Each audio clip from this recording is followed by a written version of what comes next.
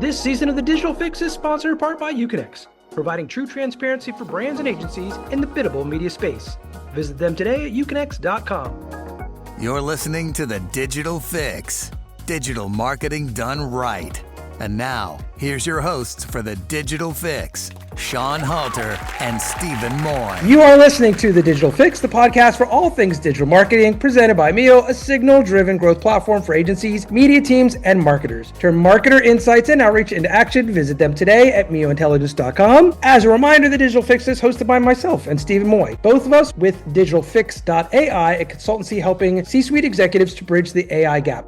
You are listening to The Digital Fix, the podcast for all things digital marketing, presented by Mio, a signal-driven growth platform for agencies, media teams, and marketers. Turn marketing insights and outreach into action. Visit them today at miointelligence.com. As a reminder, The Digital Fix is hosted by myself and Stephen Moy, who will be joining us if possible this year for the first time. We're going to talk about that. Both of us with digitalfix.ai, a consultancy helping the C-suite executives to bridge that AI gap. Our guests today are Kristen Muche, founder at Possible, coming to Miami April 27th and 29th, and Terence Kawaja, founder at LUMA Partners. Thank you all, gentlemen, for joining us. Great to be here. It's a pleasure and honor. The floor was yours to take that spot, Christian. You say all I do is talk, and yet here we got silence. I'm going to start things off with the first question, but before I do, I need to point out a couple things. One, as I mentioned, Stephen is going to be joining us there for the first time. I'm excited about that. Terence, you may or may not recognize me for two reasons. One, I'm very good friends with Adrian Maroulier. He's one of my absolute best friends, and he said he's the godfather, I think, to at least one of your children.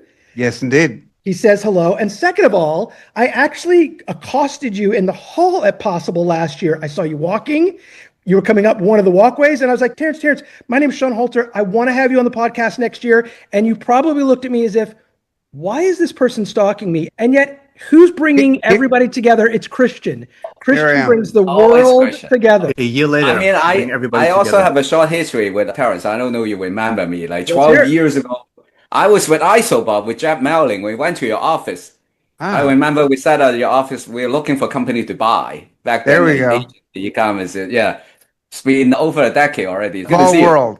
The first but question, why not, John and Stephen, why not starting with, because I know a bit more than what you know, that Terry will be on our big stage in a couple of weeks in Miami. And of course, he will not share all the secrets, which he's going to share with the entire audience, but maybe he can give us a little glimpse of what to expect. Listen, it was question two, but why not move it right up to the front? Sorry for that. You're good. Get it out of the way. We want to hear Terence talk. Terence, what are you going to be doing at the event this year? Oh my gosh, we're doing so many things at the event, from an Almost Possible dinner on Sunday. I've got activities on Monday. On Tuesday, I'm getting in the ring with Michael Casson on Digital Fight Club. Love it. To duke it out. And on Wednesday, as Christian references, I'm delivering a keynote that really talks about how people in this ecosystem ought to think about how not just the sort of technical applications of how AI and advertising come together, but rather the strategy and the second order and third order effects. In other words, what does it mean if ad buying switches to agentic, for example?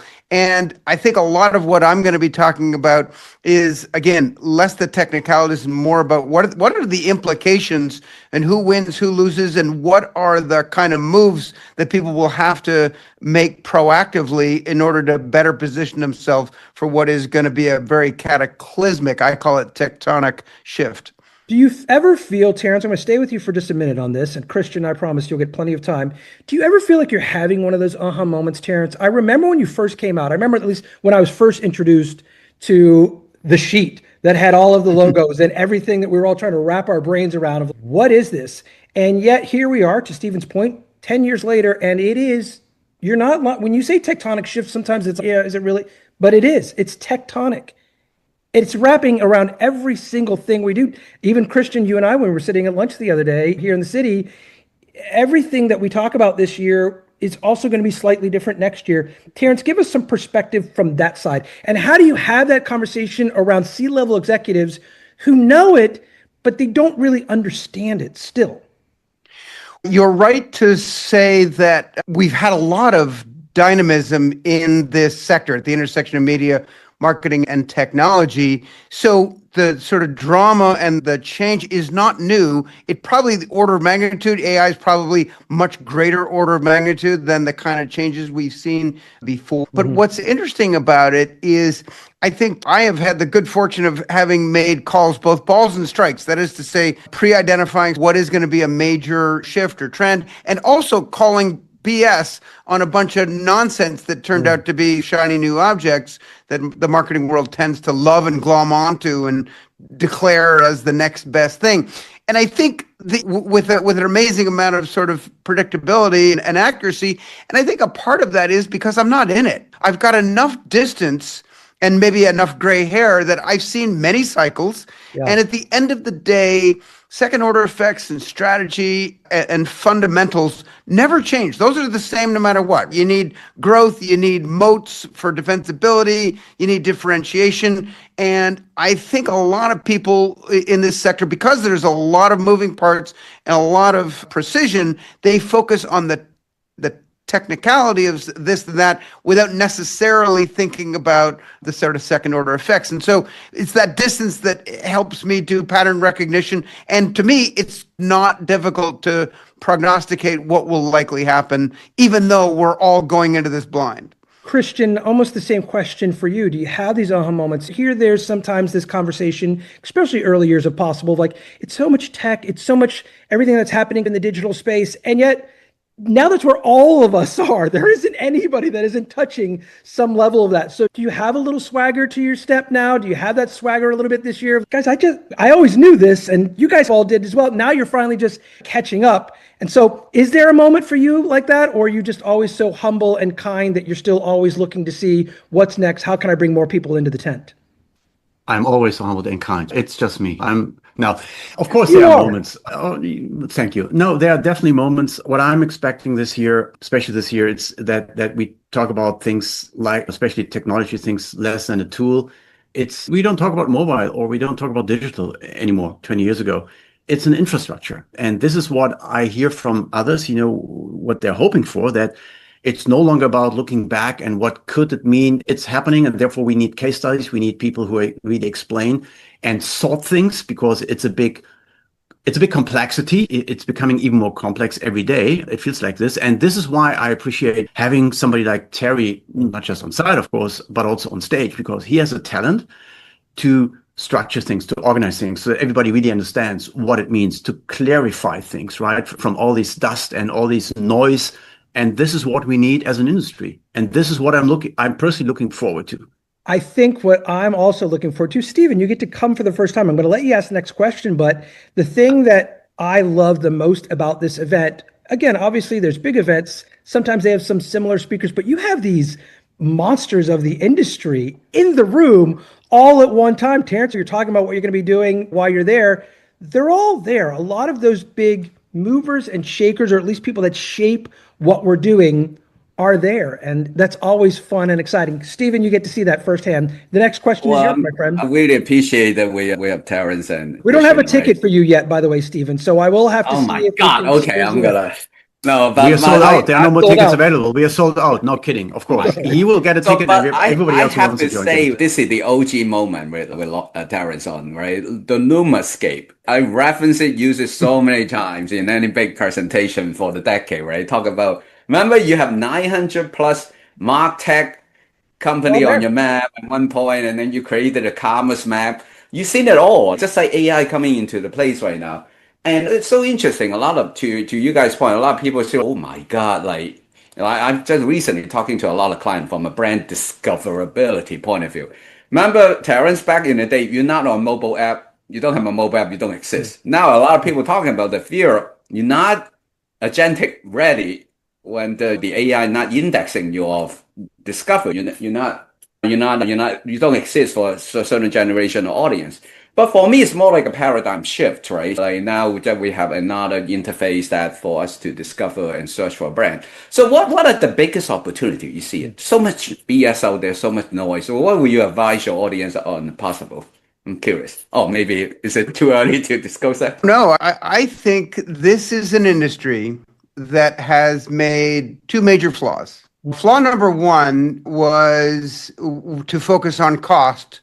And so procurement departments grew up and so that's on the media side. We're hyper focused on how much is that media costing us? Let's get the lowest possible cost. And I wish if we could have a hot tub time machine, we could go back in time. We would have departments of effectiveness, right? Yes. In other words, we have an objective. When we spend this money, we want to accomplish something. Why don't we focus on that parameter as opposed to buying media for the lowest possible cost? I think we got all concocted backwards, all our priorities wrong, back-asswards, and we ended up doing a disservice to the principle of the marketer because we focused on the wrong thing. And by the way, that's what developed all these proxies.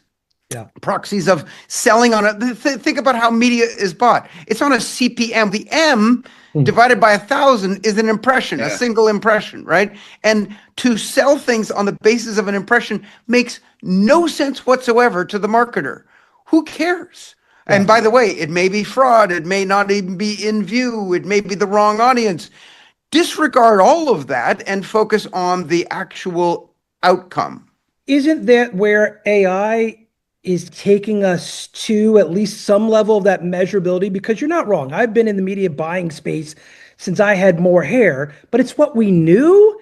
And even though some of that technology was out there, especially if we were trying to follow along with LUMA and figure out what each of those things did, we still, like anything, we just fell back on what we knew, which is like pound your fist on the table and tell the guy who's across from you, I better get this for $25 less, or we're not going to buy you this year, because that's all we knew. Yep. So I think let's fast forward. We're now attending possible in 2036. So 10 years from now, Christian, by the way, is going to look exactly the same. Probably Stephen too. And Sean and I are just going to be like haggard old men. But the point is, from that perspective, 10 years from now, I think we'll look back at the time from in the last 35 years of seeing an arc. And it's an arc where media and marketing is moving from an art to a science. Because going back, we had the 3 martini lunches. There were manual IO buys. It was relationship driven. There wasn't a lot of data. Then we started getting data. Then we started developing software. We got the rise of programmatic, and yet it was automation, albeit applied to the same parameters. We're still dealing with the CPM, which I think is the flaw. And I think if we look back 10 years from now, first of all, we won't be talking about AI because it'll be like Intel Inside. By the way, we won't be talking about AI because we don't talk about electricity or Excel sheets. In other words, it'll be foundational technology that everyone uses. But I think we will have advanced the industry sufficiently that we will be a lot more, efficient, and that's all well and good, but I think the killer aspect and application will be a lot more effective. Margins at play. Christian, Stephen, give Christian the same question if you don't mind. Yeah, what are the biggest opportunity, Christian, right? You've seen it all. Now, another year, you got Terence on the stage. Hey, what would you tell your audience this year? But this is exactly also listening to this conversation, which I more than appreciate, because this is my job, how I look into this for some time now. I'm not the leader of that industry, of course, by far not. I'm not organizing things and make those decisions. But what I have to do is to listen and to understand in many ways what's going on. And my job is with my team to bring things together and create things and make it more visible. That's my job. I'm not the one who decides what for an agency or for a brand, what to do next. These are the leaders, and those ones we have on stage and those ones who are coming together. And that's super impressive to me, to be a bit on the sideline as the neutral kind of orchestrator. Orchestrator, exactly. And this is what I really like. The good thing is, as Terry said, 10 years from now on, we won't talk about these things anymore. Probably in 5 years, probably next year. But there's always something new. And this is what fascinates me in our industry. 15 years, 20 years ago, ad tech came up within a short. When I founded Demexco, I wasn't aware of that massive ad tech industry, which will drive our business in the coming years. And now it's AI, and of course, so many other things.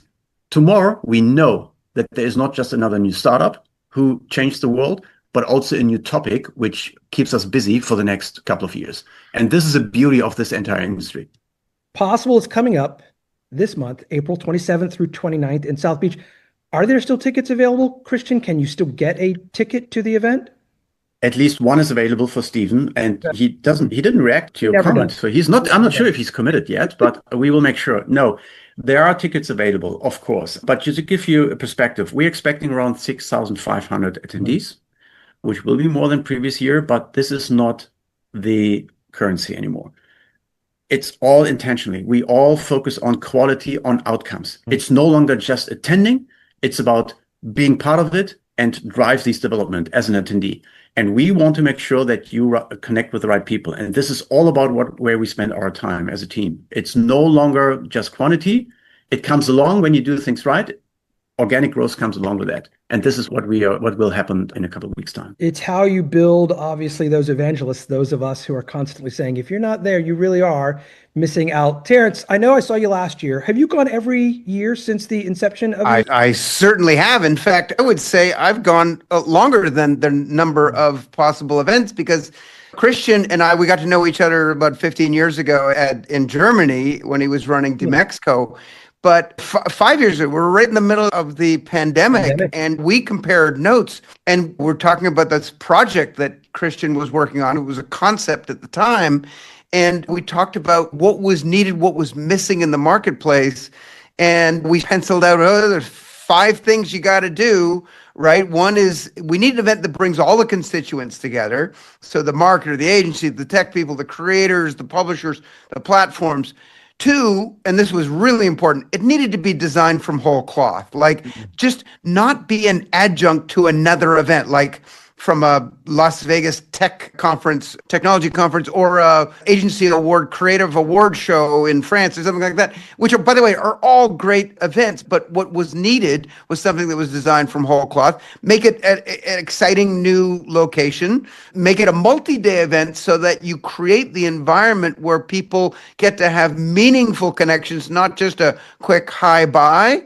And then finally, and I think perhaps the most important one, focus it on actionability. That means plan meetings, impromptu meetings, and lots of opportunities for networking. Because if you get the right people in the room, then the rest will take care of itself. Stephen, what are you? And Sean, let me quickly add one thing, because not just having the right people in the room, but also having the right people supporting that idea and what you do at this time. And there was a small group of people, exceptional people from our industry.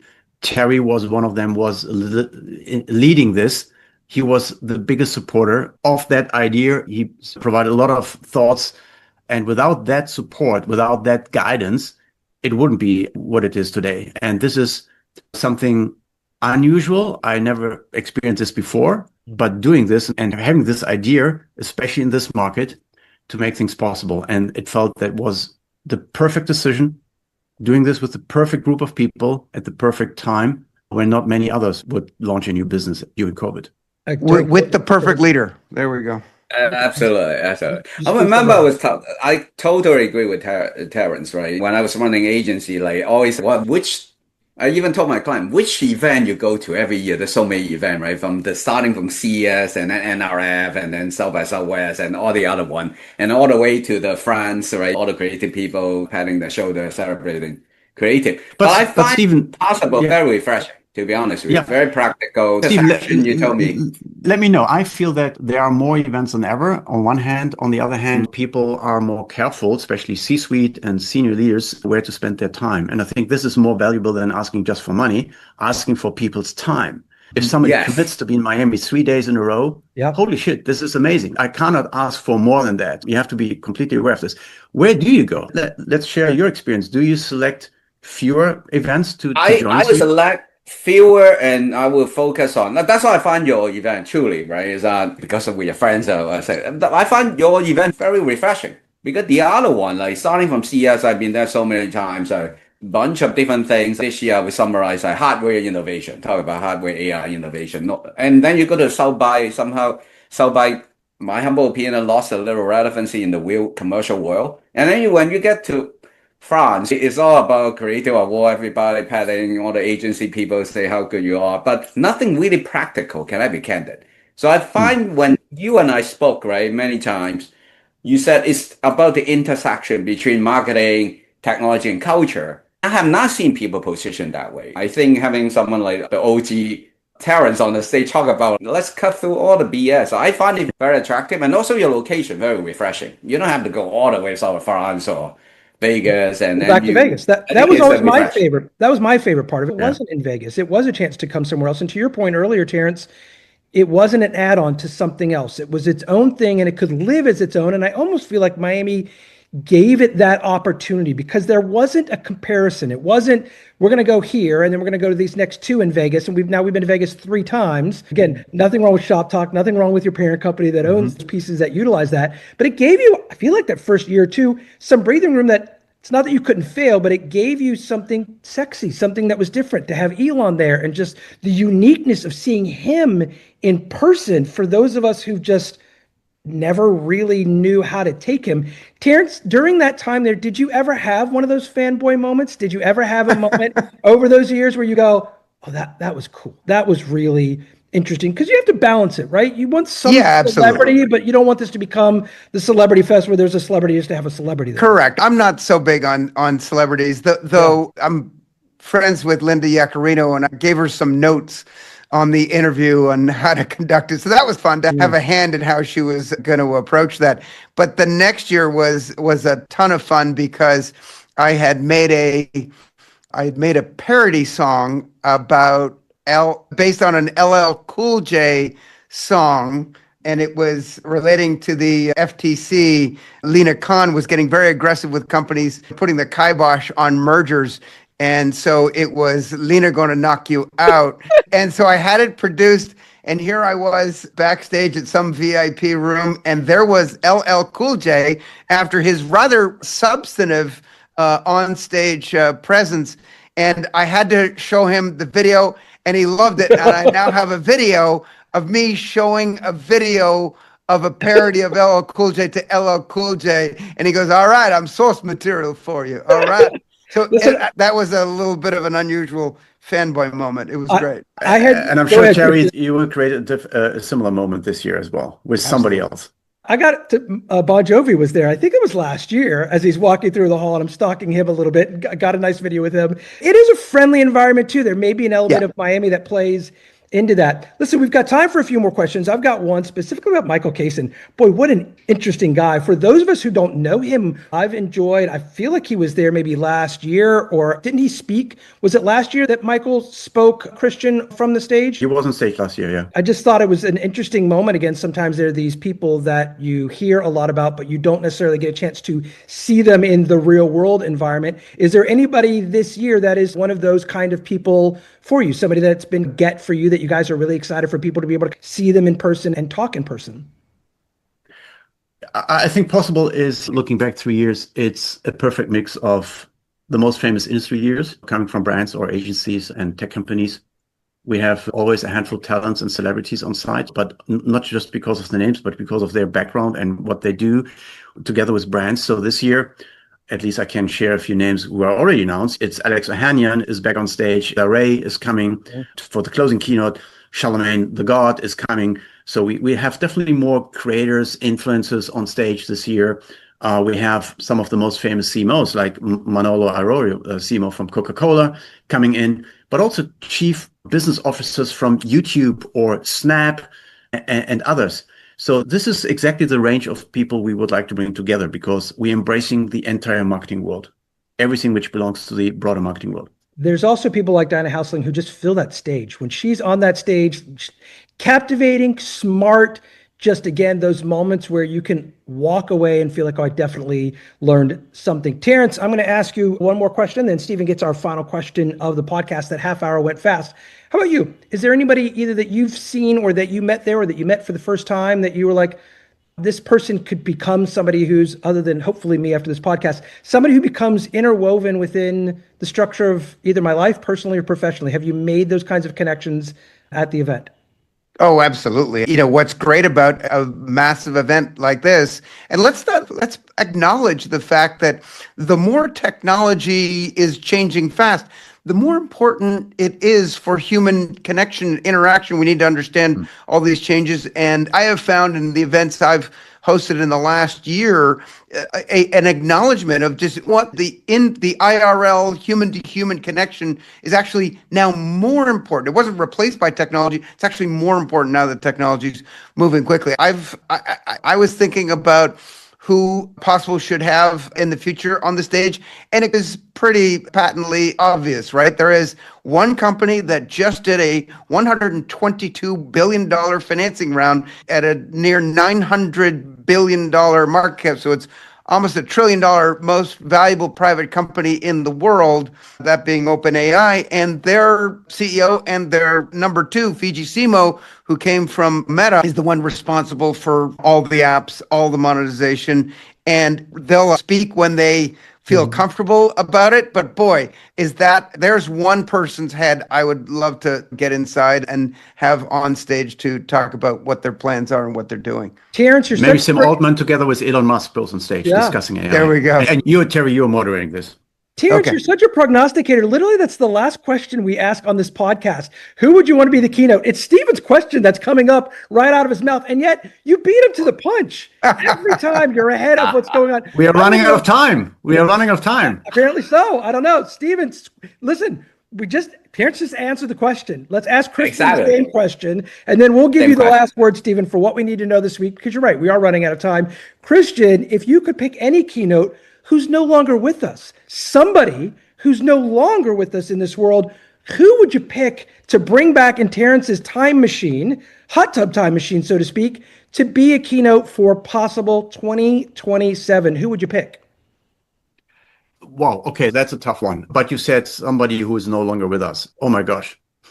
When I talk a lot these days, about the combination of creativity, technology, and imagination, which comes together very nicely and provides a lot of more opportunities. When I translate this back into previous days, into earlier days, somebody like Leonardo da Vinci comes into my mind, who was at the intersection of art, of science, of some kind of curiosity.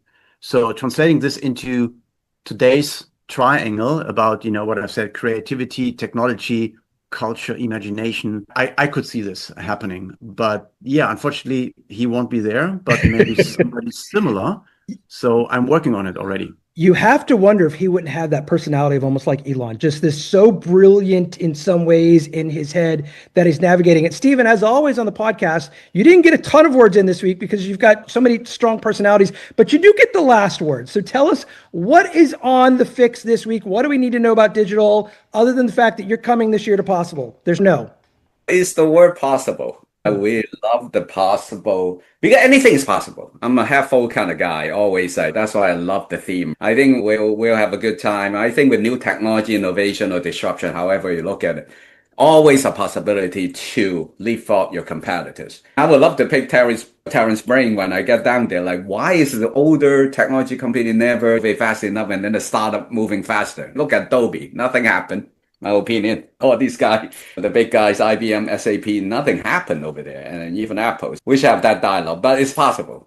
Listen, we'll know that we've made it when we get to switch from Terence to Terry. That's when we know. There we go. That's when we know. Listen, on behalf of Terence, Kawaja, and of course, Christian, we want to thank you guys all for listening to this episode of The Digital Fix. Please make sure you look for us over there at Possible. If you're there, we'll be upstairs in the atrium level, playing the games along the way and doing some versions of The Digital Fix while we're there. Christian, as always, thank you so much for the time. And thank you, gentlemen, for listening to The Digital Fix. Thanks for listening to The Digital Fix. Digital marketing done right.